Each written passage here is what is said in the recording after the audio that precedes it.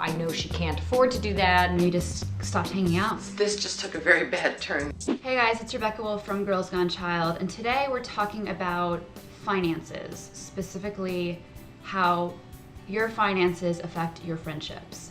I recently sort of had this experience, I think I had this experience with a friend whose child went to the school, and then when that happened, we just stopped hanging out. I think economic differences do affect some friendships. Not all, not all.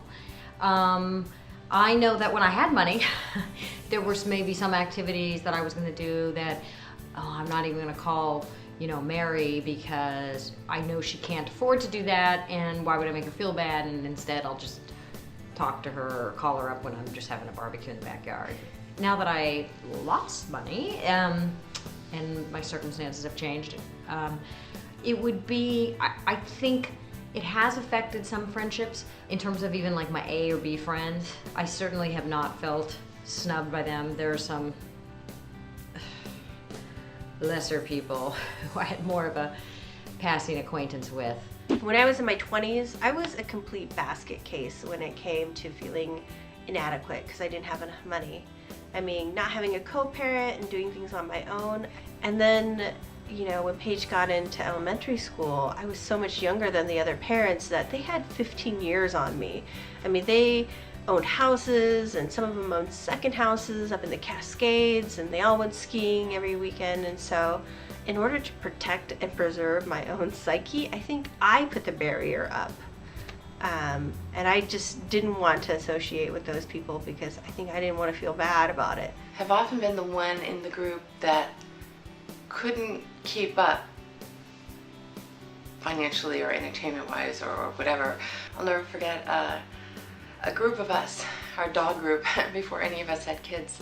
We all met each other at the dog park, and we'd get together once in a while.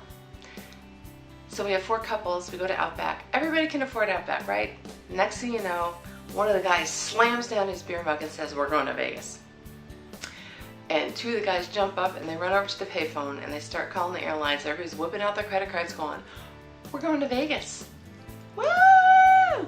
And I had this look of sheer horror on my face, like, what is this? Just took a very bad turn. There's no way we can do this. And I'm looking at my husband at the time saying, we can't do this. Something happens with success, and I feel like a lot of people that I know that have become sort of successful overnight, or things are going really well for them, tend to sort of push those who aren't out. I think sometimes people do have a hard time when people have success or when they have disappointment. I mean, I haven't found that people were cruddier to me when I was doing well at all.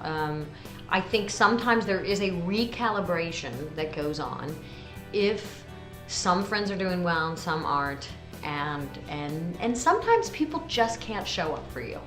I mean, I know sometimes I haven't been able to show up for other people, and sometimes you have to be able to forgive them. Where I'm really cognizant about finance and friendships is when I watch my daughter. When Paige is going into middle school, I had a choice to put her into a private middle school. The deal breaker is that I never wanted her to be the poor kid in class. I didn't want her to feel like, wow, everybody else is rich and I'm the poor kid. And so that's why I didn't put her in there. But it's hard. I mean, it's really hard when you have a friend and your son has a friend and it's his best friend, and suddenly they don't really want to hang out with you anymore, or they have new friends, they have people that they want to spend time with, and you feel like you're kind of, the loser. And it can be hard. But I want to know what you guys think. What have your experiences been?